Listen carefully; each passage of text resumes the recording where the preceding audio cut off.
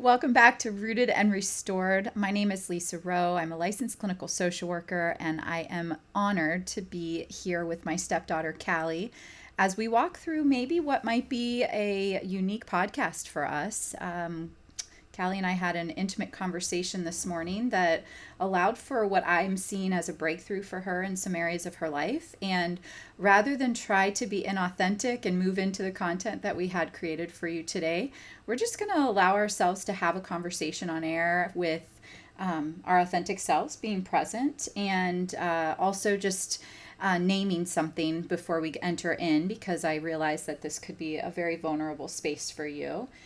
We are clinicians and we practice this in and outside of our work. And so where we are today is a lot different than maybe where some of our listeners might be today as we negotiate this conversation. And so we might go pretty deep today, depending on how this goes. And also just naming too that Callie and I have a relationship that stems from better part of a decade, and so there's a lot of emotional deposits that have been made, and so we have what I would say like a foundation to have a conversation like this, especially live, right? Or with people listening to us. So this isn't something I would recommend or that I would offer a client conversation out loud without their permission or without some sort of like real meaningful connection here like we're doing here. And then I also just want to set maybe another precedent that there's a real live situation taking place in Callie's life right now, and we're not going to touch that because that's still something she's walking through. But we've been able to name a root issue, and so today we're just going to kind of dissect that. I think Callie needs that space today, and we're going to see how it goes. So we're going to name this Getting to the Root of Our Limited Self-Trust. We're going to name it, we're going to get to the root of our low self-confidence. We're going to get to the root of how past choices maybe sometimes shape the fears of our current choices. And so without further ado, I'm going to just kind of turn it to you, Cal, and just ask a big question. Like, right, we're not going to talk about the current issue, but maybe just unpack those deeper connected moments for yourself as you're exploring this with me today. Okay. So what do you mean by that? Yeah, good question. Well, maybe talk to me about what does it mean for you not to trust yourself? Oh, I'm probably going to cry a lot. Maybe I won't, but we'll see. I feel like maybe growing up, like I didn't have a place to trust myself. Mm-hmm. Like I feel like everybody else like made decisions, so like it was just like there. And then I think I watched like everybody else make really bad decisions. And I think I've always had like a fear of like ending up how like other people are in my life. Mm-hmm. Even though I have great role models and great figures, I've watched what hardships they've had and how much they've had to overcome to be on the other side, or I've had other people in my life that haven't gotten to the other side. So I think that a big fear for me is just failing like epically. So I think trusting myself is really hard. When I also don't like trust other people. And I think like trusting yourself, you have to be like okay when you make mistakes. Mm-hmm.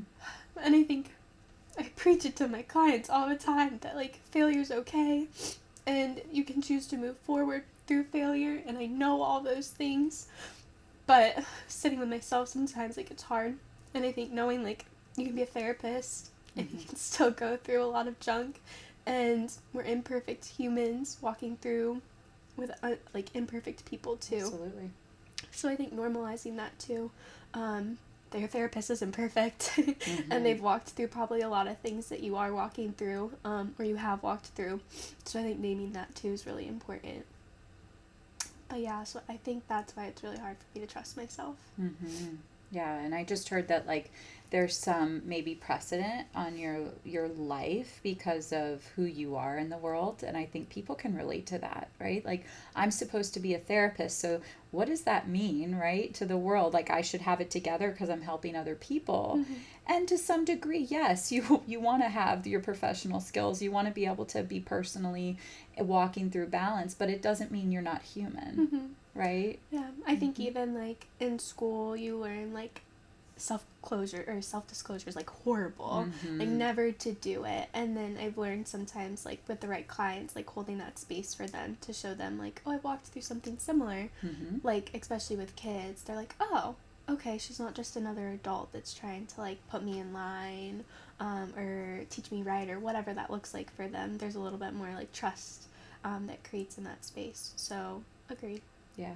Mm-hmm. And in my experience, the more human I am and the more my life has evolved, the more I'm able to sit with clients in their spaces. So I just offer that to you today as we negotiate this, that just because society says it has to be this way doesn't mean you can't be human, Mm-hmm. and doesn't mean that this is destroying who you are. It's actually, in my opinion, allowing you to evolve and expand who you're able to reach, how you're able to connect to the world, and your authentic place that you provide for the clients that you serve. Mm-hmm. So just derailing that right Yeah. now. Mm-hmm. Okay. So let's go back to what you had said. I heard the word fear come out, your fear of failing. Mm-hmm. Where has that shown up in your life outside of this current situation? Oh my goodness. Mm. I think every big decision I make, buying a car, going to college, where I go to college, grad school, choosing to move home for grad school, picking friends, everything. Yeah. Okay. And go back even further. Like, so it sounded like you kind of started at like 18 and all Mhm. those decisions that kind of allowed for progress from there. Invite me into like maybe your 5, 7, 10, 12-year-old self. What were you fearful of then? Um, mm, Getting in trouble. Mm-hmm. My parents like yelling at me or being explosive. Um, Fear of like my parents finding out like what each other are doing because it was unhealthy. Because I'm a protector and I want to protect people and I don't want to hurt people or get people in trouble. Fear. Mm.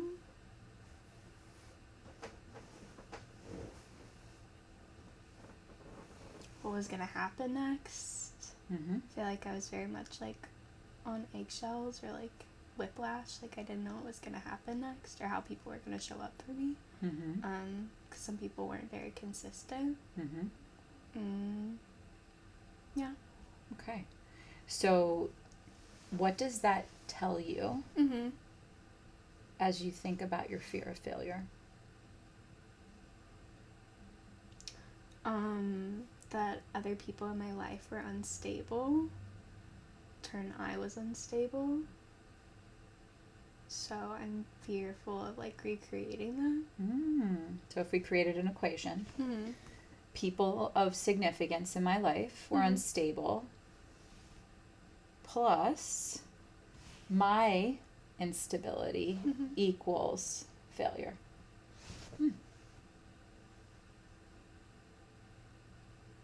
Notice that. What can you see?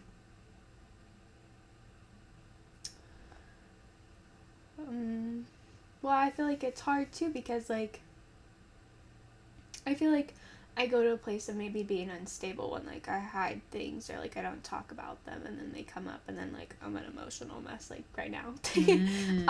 Because I've just been like marinating on it or thinking about it and stuffing it, which is what I do when I'm not in a healthy place because I want to avoid it.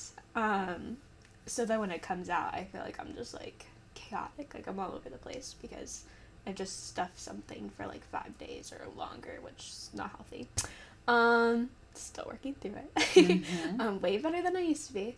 And then I feel like sometimes people are like outwardly unstable, but then I feel like sometimes you don't know until you know. Okay, so does the equation then shift a little with what you just said? people's of significance is instability plus your stuffing equals feeling unstable. Yeah, because I feel like I stuffed growing up because people were unstable. So, like, how can I express how I feel if there's no place for it? Or people don't allow for a place for it? Or, like, right, I do not do well getting, like, yelled at or screamed at or, like, told people are disappointed in me. So, like, I guess not that people have to cater how they present things to me, but when people don't take that into consideration and they're dealing with their own turmoil and they're, like, loud and chaotic, and that's what I receive, like, I pull back more. So I feel like that's what's, like, caused me to stuff, and, like, sometimes that doesn't happen, but, like, I feel like that's just consistently ingrained in my head. So, like, talking about things means that, like, something bad's gonna happen. Where, like, if I don't talk about it, then, like, it's fine, which isn't true, because it's fine until it's not fine, and then it goes. I know that, but yeah. Yeah, that's good stuff. People's instability plus your stuffing equals feeling unstable. Said another way, people's behaviors or dysfunctions, your survival mechanism as a child, right, provided you what? Safety? Perceived safety. Yeah. It was still unstable, but it was perceived safety because we were ignoring it. Right? So let's say that again. People's dysfunctional behavior plus your silence or stuffing, your survival mechanism, offered you a perceived sense of safety, but it was really what? Dysfunction. Yeah. Right. And so that's what we're talking about today, the root issues. Right? And the only way to dispel that root issue, right, because that lives inside of you as a real life experience, and it's informing your current today. How do you change this equation? Talk about it. Okay. So you're saying, like, you can't change people's dysfunction, right? You can't change people's behavior. Maybe it's not even dysfunctional. Maybe it's just offering you input, right? Plus, what needs to change for you? That I express myself outwardly. Right. Which will then offer you what? Actual safety and Why? stability. Because I'm being honest.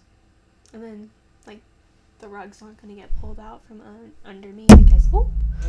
Sorry. The rug's not going to get pulled out from under me just because I, like, let something, like, stack and stack and stack and stack until it's, like, a huge explosion. I do it little bit by little bit. Yeah, right. And so if we look at this equation, like, you are a part of the outcome, but you can't control these two other variables, right? Like, somebody else's dysfunction or behavior, and then the outcome, because it's relying on somebody else. You have this one part of you that was shaped by survival to stuff, but now you're offering yourself new insight to say, actually, that doesn't give me what I really need. What could we look at today to help you grow through this season of life? I feel like from you saying that, though, like, I think I also just recognize that I'm also, like, doing a disservice to, like, other people by doing that. Because, but then I also feel like I'm not setting up other people up for success because, and, like, being present for me because I don't allow them to show me, like, anything any differently. So, like, right, like, you just asked me a question this morning. And it had nothing to do with you, so it's not a big deal. But, like, I was just like, and you're like, whoa, where did this come from? But, like, if the problem was with you, you would have been like, I had no idea you were feeling like this. I know I do that. I know I do that. Yeah. But I'm also naming it, too, now that, like, that's also hurting other people just as much as it's, like, hurting me. And I don't like hurting other people, so. Wow. So not only is it hurting you, but you're seeing now that there's like a systemic effect, Mm-hmm. that it has impact on other people. Mm-hmm. Mm. Yeah. So unpack that more. If we look at people are going to be people, we can't control them, right? It could be healthy behavior, it could be unhealthy behavior, it could be, I don't know, benign behavior. Mm-hmm. Plus you not offering yourself survival mode or mechanisms of silence or stuffing. You offer yourself that ability to be vulnerable and authentic, right? Which offers, right, an actual like space for you to feel safe. You might not like what happens, you might not feel good about it, but you're going to know, right? It's not going to be left kind of underneath the rug like you said before. Mm-hmm. So offer yourself that space to explore that today. What would it take as you're continuing to grow to maybe break up with that old equation and really like align with this space and place that you're offering yourself right now? I feel like I just have to do it. Ah. Like, I feel like there's nothing that I can really change. Like, I think I have awareness of a lot of this stuff. But I think today, like, really, really naming it and seeing, like, how it really does, like, affect everything I do. Like, I just have to do it, even though it sucks. Mm-hmm. Yeah. And what would it take to change it from I have to do it to I get to do it?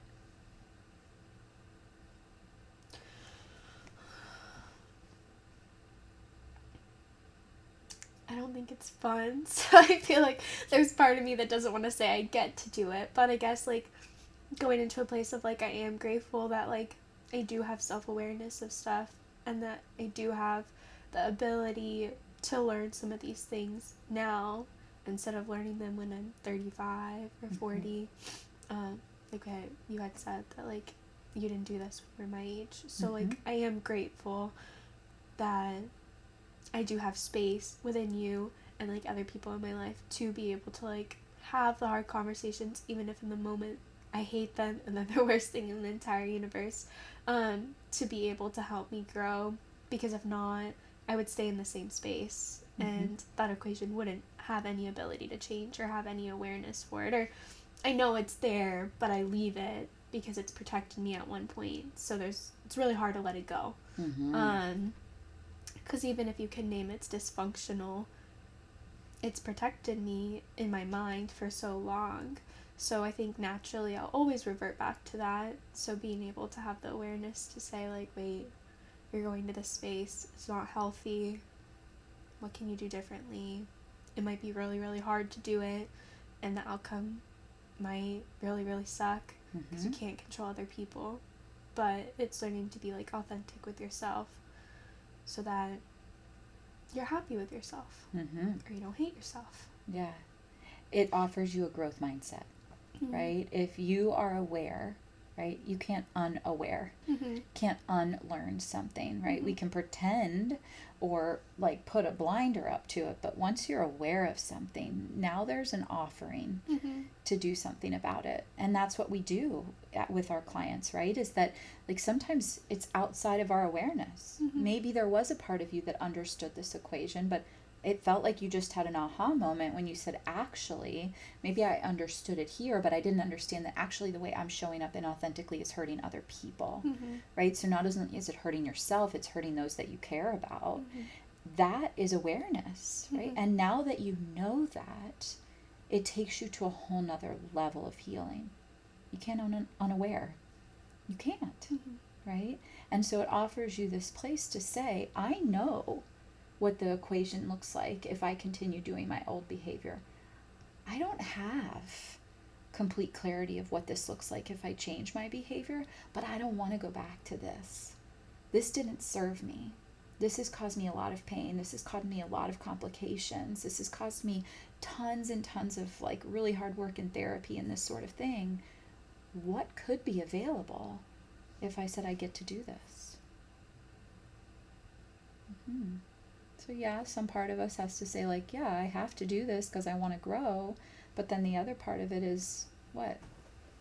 Different. So I get to bring the tool that I was going to bring for our real podcast. Great. So I saw this the other day from John Maxwell, and I thought it was really important, and I think it's like invaluable. This is a rubber band. What's the job of a rubber band, Cal?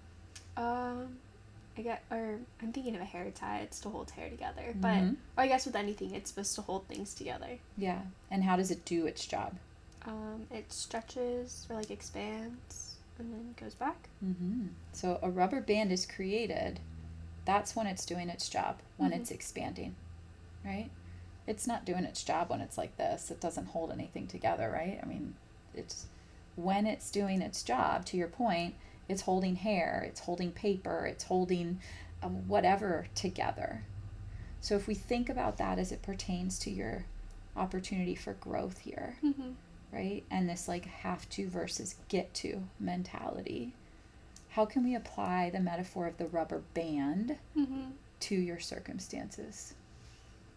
I guess if I'm like hiding or stuffing how I feel, I'm limp like that.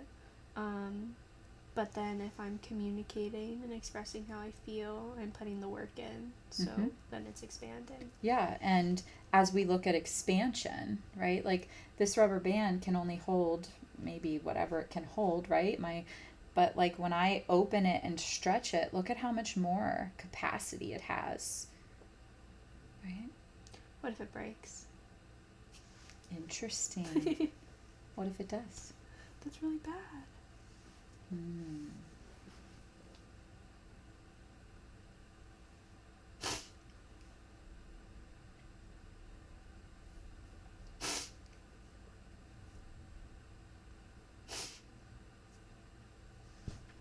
I don't want to break. Notice that.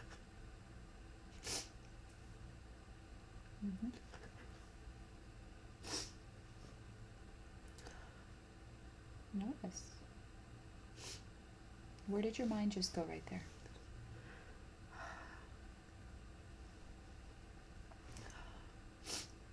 I don't know.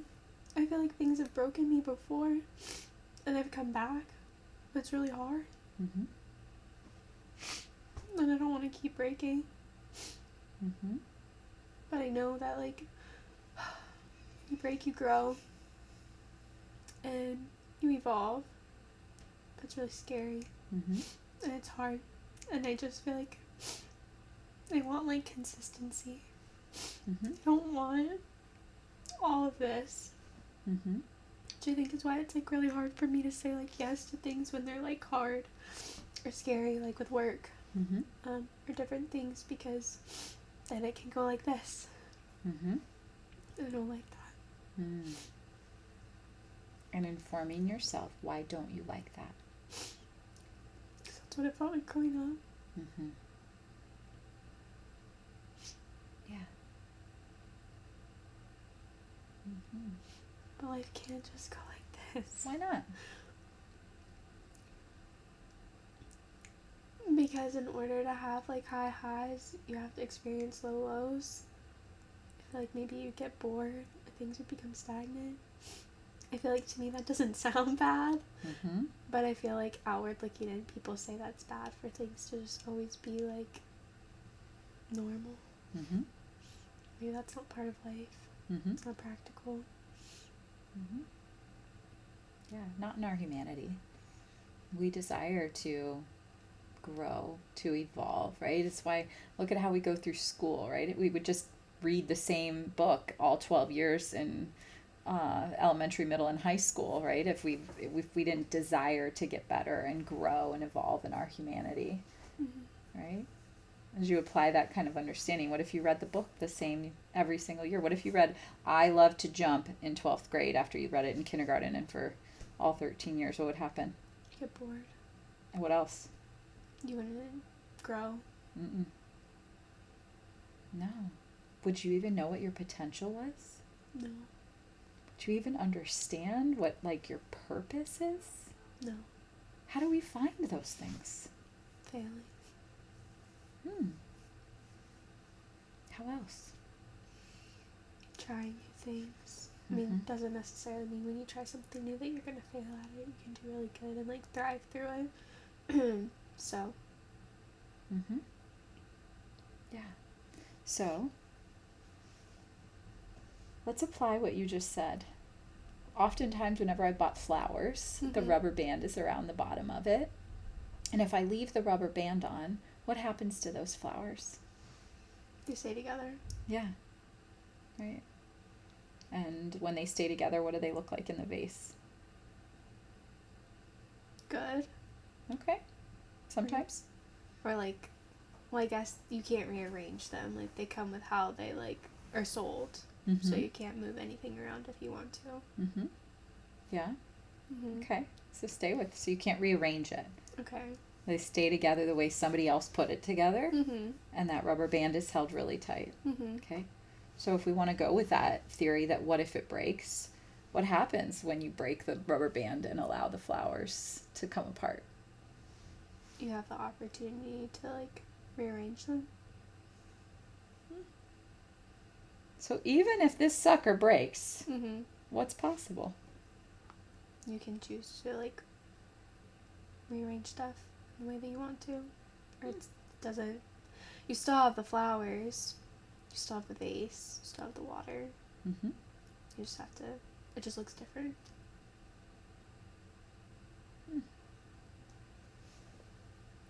So, we can stay like this. We can expand. And if it breaks, there still seems to be possibility.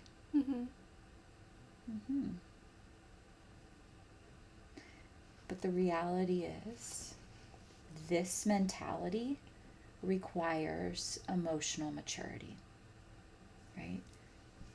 In your survival as a young person, you didn't know how to do this, or did you have the capacity to do this because you were in constant survival and you were young.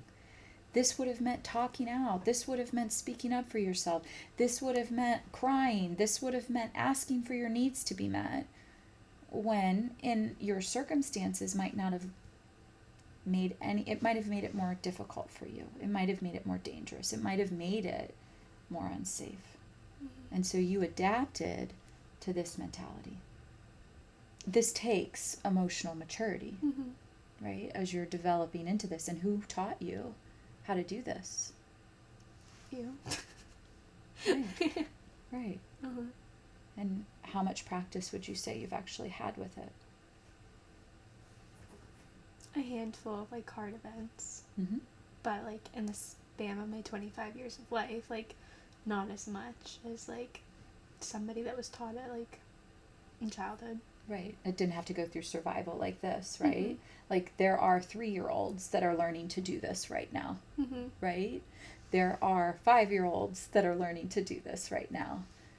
And the band is bound to break, and they have the ability, with their resiliency, with their tools, with their support system, to negotiate new levels of expansion, finding new rubber bands or something totally different, rearrange it all together. Yeah. And so this is a part of you, and I want to just name it. How old is this part of you that's coming out today? I don't know. Is it 25? No. Probably 10 or younger. Yeah. And so just naming that too, that when we look at parts work, we realize that at times we get frozen in that place and we basically marry or align ourselves with that mentality, and we freeze, quite literally. And today you're like opening the freezer door and allowing yourself to defrost. I don't understand. So, like, with the flowers, right? I rather it come tied so I don't have to rearrange it, right? But then that also is very contradicting if I don't trust other people. Does that just mean I don't trust myself more than I don't trust other people? Even though I don't want to trust other people? Okay, so to your point, if we stay with the metaphor of the flowers, what I hear you saying is that you liked that somebody else rearranged them for you or prearranged them for you, and you'd rather keep their style of flowers and just stick it in the vase when it comes home. Fair. What if they don't fit in the vase? Well, then I would have to. But I feel like they're an expert at what they do. And I'm not an expert at that. So I feel like let them like do what they know how to do with it. But I guess if we take that out of the metaphor, if I let everything else in my life be in like other people's courts and make decisions, they're not experts in it. Yeah, and to your point, there's going to be a doctor that suggests something and they went to school and they've studied and they have insights and wisdom. Is it important to lean into them? Yes, but I would still encourage anyone listening, myself included, that when that information hits your heart and your ears, that you still would take it in and allow yourself to process that information and say, does that match with where I'm at right now? Does that align with who I want to be? Is surgery the best option for me right now? Should I get a second opinion?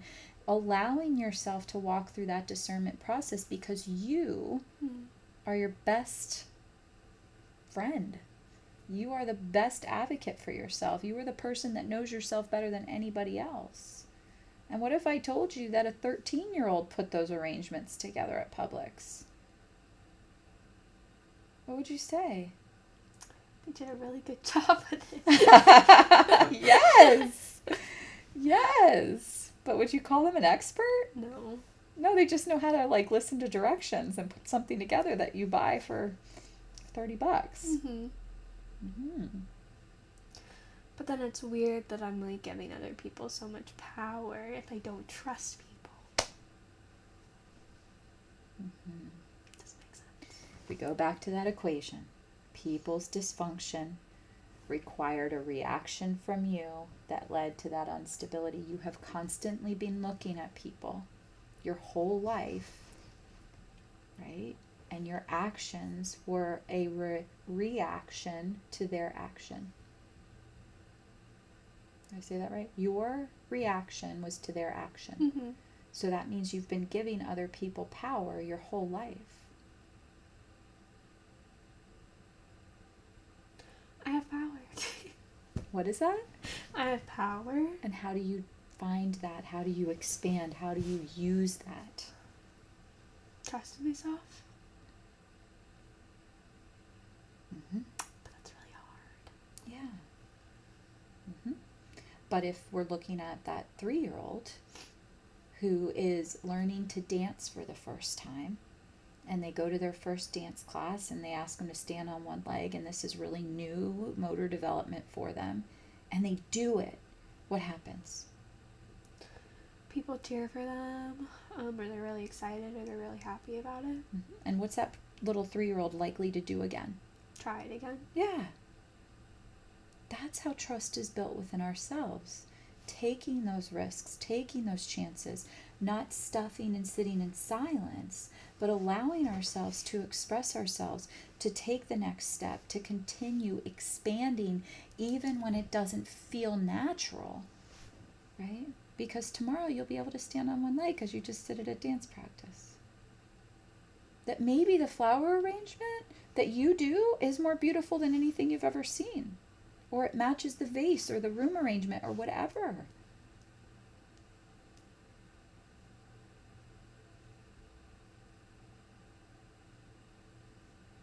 You're thinking. No, it all makes sense. Mm-hmm. I hear it. Mm-hmm. I mean, the metaphors all align. Mm-hmm. Just putting it into action. Mm-hmm. Yeah. With that get-to mentality. Like, I get to do this so I don't stay the same. So that I can break up with these old patterns. So I don't let other people control me anymore. So that when I am 35, I have an ability inside of myself that I never thought I'd ever have. And I might make mistakes along the way. But maybe the offering today is that mistakes are better than doing nothing. Staying silent. Mm-hmm. Yeah.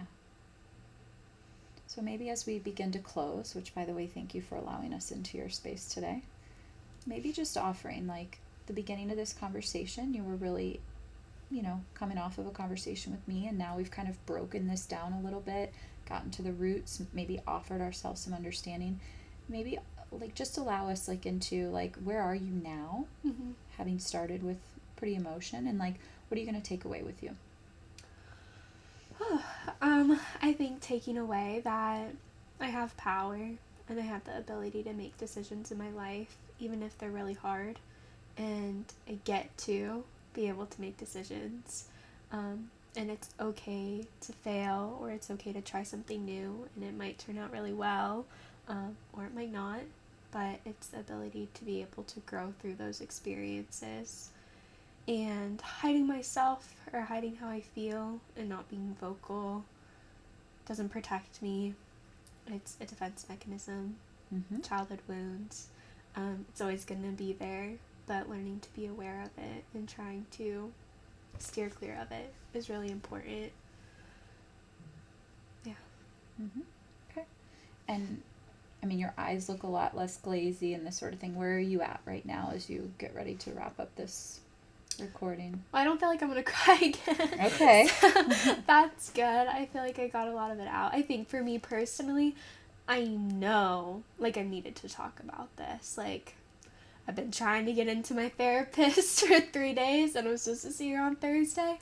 But I knew it was something that I needed to talk about.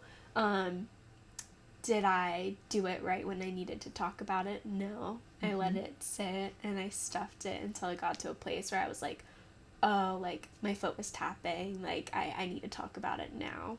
But then when you get to that place, your urgency isn't other people's urgencies. So I know that I needed to talk about it. So, like, I'm glad it came out today the way it did, and it happened in the kitchen, because it was a release for me, and it was really good, and you were able to, like, hold space for me. And today wasn't what we expected it to be, but I do think it's fruitful, and I do think it's important for other people to see what we walk through, and also if they're walking through something similar, just offering that vulnerability to people. Yeah, and offering that lived experience to your younger self. If your 10-year-old self was tapping your foot and holding on to this and going into silence or stuffing, right? Noticing. Use the word release that your 25-year-old self gets to use today, and inviting that 10-year-old version of you, perhaps just reaching back and grabbing her and saying, hey, look, it actually was okay, right? It actually feels better to live in this place. I feel relief, right? I feel less tense. I feel like I'm not holding all of this stuff that doesn't need to be held. I asked for my needs, and I got my needs met. I guess, and to add to that, like, it does feel good to get to release it, which, like, when I was younger, like, there was no release, or, like, maybe I'd cry about it, and that felt like a release to me, but there wasn't any space to talk about it. Right. So getting to be able to do that does feel really empowering, and it does feel really good. Getting to. Yeah. I think, girlfriend, this is offered to you today. Yeah, expansion. Congratulations. Thank you for getting me here. You're welcome. Way to go. Yeah. Awesome.